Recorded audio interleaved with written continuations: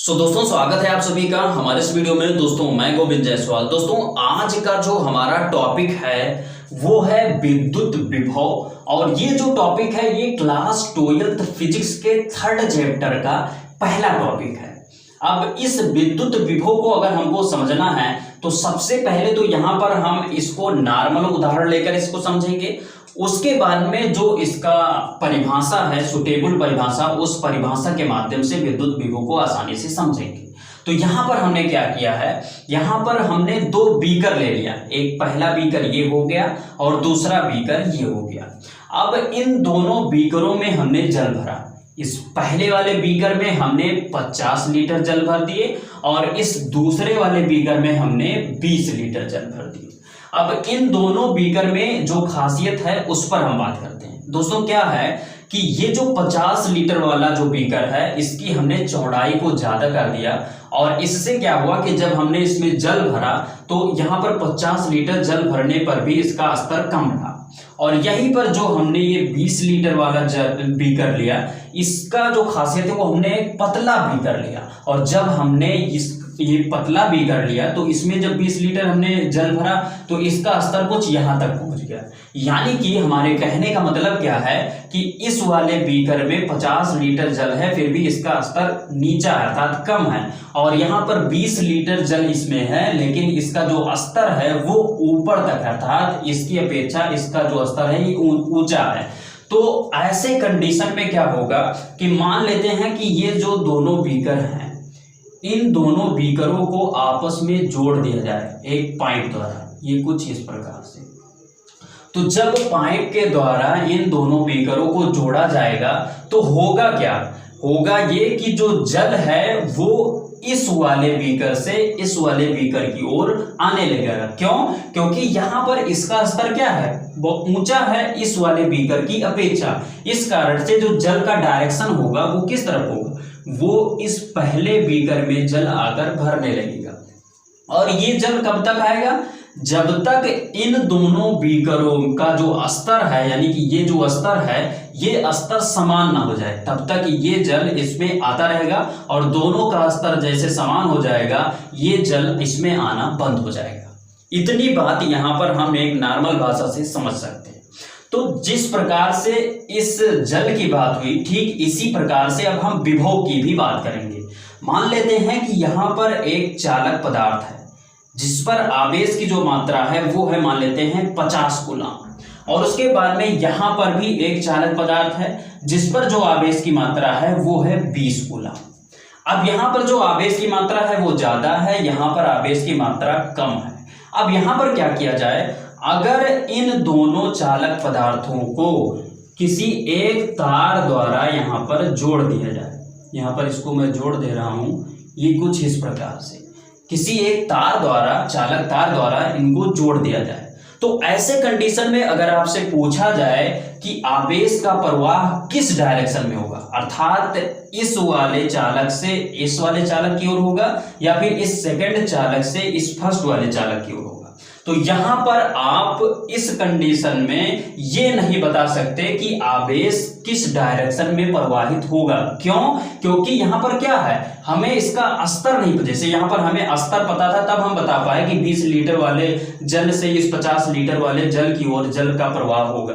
अब यहां पर हमें स्तर अर्थात विभव की मात्रा नहीं पता है, यानी कि यहाँ पर अगर विभव की मात्रा दे दी जाए, अगर यहाँ पर 10 वोल्ट और उसके बाद में यहाँ पर विभव की मात्रा दे दी जाए 5 वोल्ट, तो अब हम कह सकते हैं कि जो आवेश प्रवाहित होगा वो इस फर्स्ट वाले चालक से इस सेकंड वाले चालक की ओर होगा।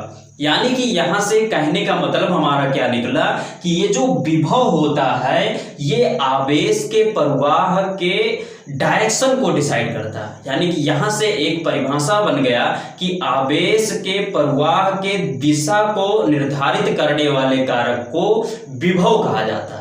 तो ये आपका एक परिभाषा हो गया। सबसे पहले इस चीज का आप यहां से स्क्रीनशॉट ले लीजिए, उसके बाद में अब इसके हम सुटेबल परिभाषा पर चलकर उसको यहां पर समझते। तो यहां पर हमने विद्युत विभव की परिभाषा लिख दी। क्या लिखी कि किसी एकांक परीक्षण आवेश को अनंत से किसी विद्युत क्षेत्र में लाने में किया गया कार्य विद्युत विभव कहलाता है।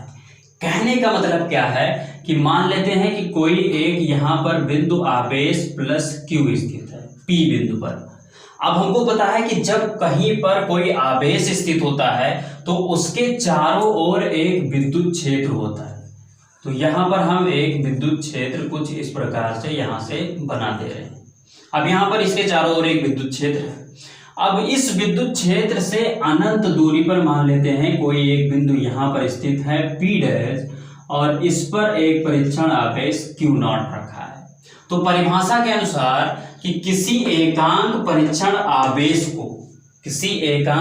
आवेश को अनंत से किसी विद्युत क्षेत्र अर्थात अनंत से किसी विद्युत क्षेत्र में लाने में किया गया कार्य विद्युत विभव कहलाएगा। यहाँ पर मान लेते हैं कि इस विद्युत क्षेत्र में कोई एक बिंदु B है और इस B बिंदु पर हमें इस परीक्षण आवेश को अनंत से लाकर इस B बिंदु पर लाना है, यानी इस विद्युत क्षेत्र के B बिंदु पर लेकर आना है। तो यहाँ पर क्या होगा कि इस परीक्षण आवेश को इस B बिंदु पर लाने के लिए कुछ कार्य करना पड़ेगा। क्यों? क्योंकि हमको पता है कि ये जो आवेश है ये क्या है, धन आवेश, और ये जो आवेश है ये क्या है, परीक्षण आवेश, ये भी धन आवेश। और हमको पता है कि जब कहीं पर धन आवेश और धन आवेश होता है तो इनके बीच में प्रतिकर्षण बल लगता है, अर्थात ये एक दूसरे को प्रतिकर्षित करते हैं, एक दूसरे को दूर हटाते हैं। यानी कि इस Q नॉट को अगर इस B बिंदु पर लाना है तो इस प्लस Q के कारण जो बल लग रहा है उसके विरुद्ध कार्य कर कर यहाँ पर इस B बिंदु पर आना होगा। मतलब कि अगर इसको नॉर्मल भाषा में समझें तो मान लेते हैं कि कोई एक नदी कुछ इस प्रकार से यहाँ पर बह रही है। ये कुछ कोई एक नदी है और जो इस डायरेक्शन में बह रही है। अब यहाँ पर जब ये इस डायरेक्शन में बह रही है तो यहाँ पर कोई एक तैराक है जो यहाँ पर इसके विपरीत डायरेक्शन में, अर्थात ये जो तैराक है ये किस डायरेक्शन में जा रहा है, इस डायरेक्शन में तैर रहा है। तो जब इस डायरेक्शन में ये तैराक तैरेगा तो होगा क्या कि ये जो जल है, जल का बहाव इस साइड में है और तैर किस रहा है, इस साइड में। तो तैरने के लिए तो कार्य करना ही पड़ेगा। साथ में यहाँ पर जब इस जल के बहाव के विपरीत साइड में जा रहा है तो इस जल के बहाव में जो बल लग रहा है उस बल को भी प्लस कर कर आगे बढ़ना होगा, अर्थात इसको यहाँ पर ज्यादा कार्य करना पड़ेगा। ठीक इसी प्रकार से इस Q नॉट को भी ज्यादा कार्य करना पड़ेगा इस B बिंदु पर आने के लिए, क्योंकि यहाँ पर ये प्लस Q आवेश इसको दूर हटा रहा है, उसको दूर भगा रहा है। तो ये इतनी बात आपको समझ में आ गई होगी। अब यहाँ पर जो मान लेते हैं कि ये जो Q नॉट है, इस Q नॉट को B बिंदु पर लाने में जो किया गया कार्य है वो W है, अर्थात यहाँ पर हम लिख देते हैं माना Q नॉट को V बिंदु तक लाने में किया गया कार्य W है। तो जब इस परीक्षण आवेश को Q नॉट को इस B बिंदु तक लाने में किया गया कार्य W होगा तो यहां पर विद्युत विभव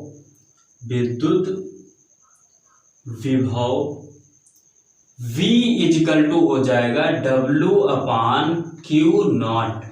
ये जो हमारा मान है V equal to W upon Q naught, ये विद्युत विभव का सूत्र है। तो इस चीज को आपको रट लेना है। ठीक इसी प्रकार से अगर हम विभवांतर की बात करें तो विभवांतर का मतलब क्या हुआ कि इस प्लस Q आवेश पर जो विभव है और ये हमारा प्लस Q आवेश है, इस पर जो विभव है, इन दोनों विभव के अंतर को हम क्या बोलेंगे, विभवांतर बोलेंगे। अर्थात यहाँ पर अगर हम बात करें तो ये हमारा हो जाएगा B1, अर्थात B1 कह लीजिए या BA कह लीजिए, इसको हम अगर A मान लें और इसको मान लें B मान लें तो यहाँ पर क्या हो जाएगा, BA minus VB equal to W upon Q naught. अर्थात जो विभवांतर का सूत्र हो जाएगा वो क्या हो जाएगा, BA minus BB equal to W upon Q naught. अर्थात इस प्लस Q के कारण जो विद्युत विभव है और ये जो Q नॉट के कारण जो विद्युत विभव है, इन दोनों विभवों के अंतर को जो हम बोलेंगे विभवांतर बोलेंगे। अर्थात विभवांतर BA minus BB equal to हो जाएगा W अपान Q नॉट। तो ये इतनी बात हो गई। अब विशेष ध्यान दीजिए कि इसके अगर हम मात्रक की बात करें तो मात्रक की जब हम बात करेंगे तो यहां पर हम लिखते हैं मात्रक, मात्रक लिखते हैं। मात्रक हमारा W क्या है, कार्य, कार्य का जो मात्रक होता है वो क्या होता है, जूल। और उसके बाद में ये हमारा Q क्या है, आवेश, तो यहां पर हम लिखेंगे आवेश। आवेश का जो मात्रक होता है वो क्या होता है, कूलाम, तो यहां पर लिखा जाएगा कूलाम।